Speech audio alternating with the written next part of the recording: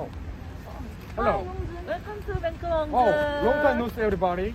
How are you? Wow, it's fantastic. I'm so excited right now. I'm so happy to see you in Bangkok. Oh, with you. Are you adapting well? How long has it been you came to Vancouver? It's been about 5 days. I adapt to living at home, but I have some problems. My culture is a little different. What is the hardest part? There are several. Tip culture. Oh, I see. There's no tip culture in Korea, Yeah. right? Yeah, tip culture is the hardest to me. Why did Canada have a tip culture that didn't exist in Korea? It could be that. Let me explain. The history of tip begins in Europe. At first, a guest gave some money, tips, to servants to express gratitude. But later, when servants did not receive tips or received less, they retaliated. So, there was a movement to eliminate the culture, and it gradually spread. However, there were people who also opposed to it, and as a result, it continued until now.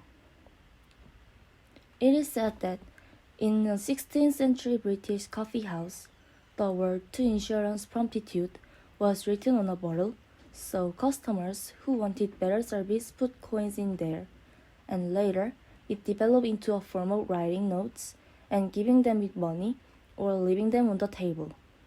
This is the history of tip.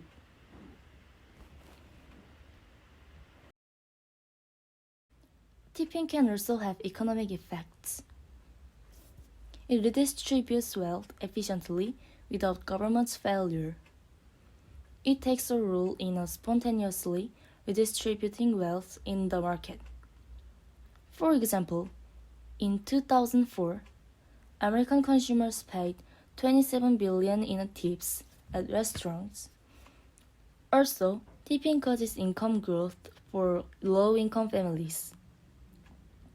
This leads to an increase in immediate consumption than the high-income class, so it is more likely to have a positive impact on the market. Also, there are positive benefits of tipping well. It absolutely is true that we reap psychological and physical benefits from doing kind things for others. Volunteering, donating, and kind gestures are all great ways to give. But there are many other ways to express gratitude, and tipping is one of them. Along with having a positive impact on both the giver and receiver, deliberate acts of kindness can help build connection and cultivate an overall feeling of engagement and helpfulness. In effect, it makes us feel good, and in the process, can also help restore someone else's optimism and sense of goodwill. Wow, it's amazing. But is there anyone who thinks negatively about the tip culture? Well, in the past, there was a movement against the tip culture. Oh, I see. But I'm sorry. I'm really hungry now. Can you go eat? Sure, let's go. Okay, let's go.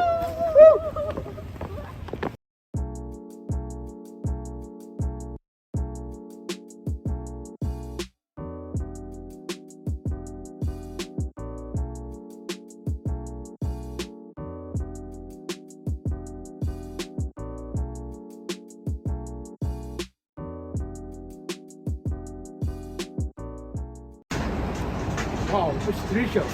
Let's go. Shall we go to a cafe now? Sure, let's go to Starbucks. Okay, let's go.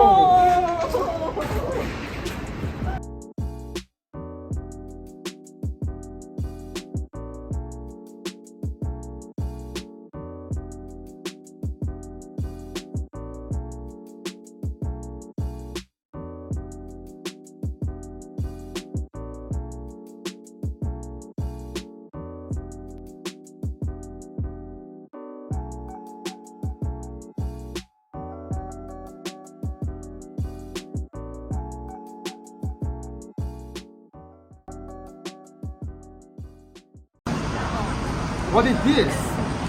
Don't you give this tip here? It's right.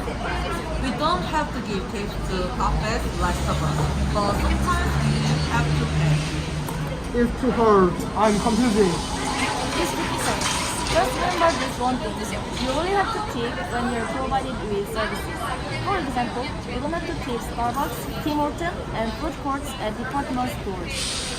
However, if an employee cleans up the table you at a cafe, it's fair to give a tip because we receive food and putting it up. Oh, I understand. Then, do I have to give tips at places other restaurants? Of course, you have to tip when you take hotels, hair salons, or even taxis. Oh, how much tip should I give? Basically, everyone pays 15%. If you don't like the service, you pay up to 10%. And if you like the service, you pay up to 20%. Oh, okay. Then, do part-timers receive base hourly pay and tips? You make a lot of money. That's not it. I've done an interview with a part-time before. Do you want to watch the video with me? Okay, I want to see. I wonder how you get paid, including tips. Is there any problem? We receive both tips and minimum hourly wage. Vancouver's minimum hourly wage is $15.20, which is very high. Tips are not always stable because they are shared among employees. But since the minimum hourly wage is very high, I have never thought it was inconvenient to receive wages on tips. Also, we get paid once every 2 weeks. In addition, many other policies are guaranteed, so Vancouver is a really good city for part-time jobs. What do you think about the tips? Which one is more comfortable, having a tip culture or not? I am from a country where it doesn't pay tips. It is burdensome as a consumer. However, local people in this city have no complaints about giving tips. Some people don't tip or give less, and I think most of them are foreigners. I always give tips because if I were an employee, I would feel bad if I didn't get a tip. I'm also trying to get used to giving tips to adapt to this city.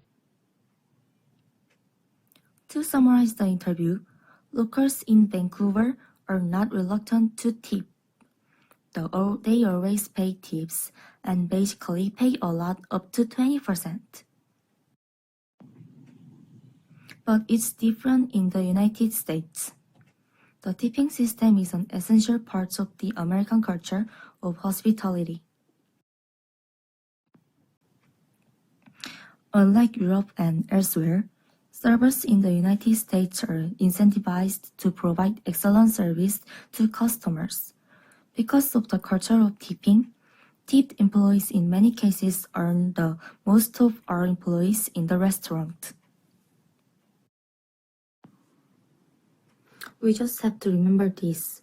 In the United States, unlike Canada, tipped employees receive a lower minimum wage. This is why we have to tip. Oh, unbelievable, yeah. Oh, I think I understand everything now. Thank you, Soyoung and Soyoung. Yes, now you're almost Canadian. Yeah, I couldn't understand the tip culture and it was difficult.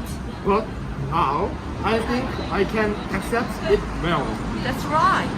Tip culture should be respected and accepted as a culture. Hey, hey. Ask me if there's anything difficult next time. And we meet. Okay.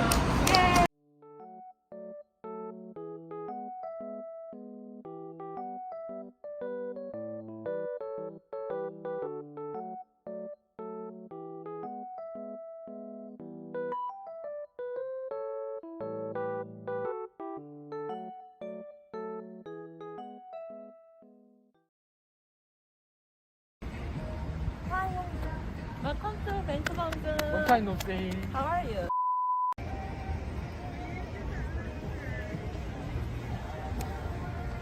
Oh, Welcome to Vancouver. oh. Hello. 아, 진짜. 노래 왜 안 나와? 어? 노래 왜 안 나와? 뭐래? 아쉽다.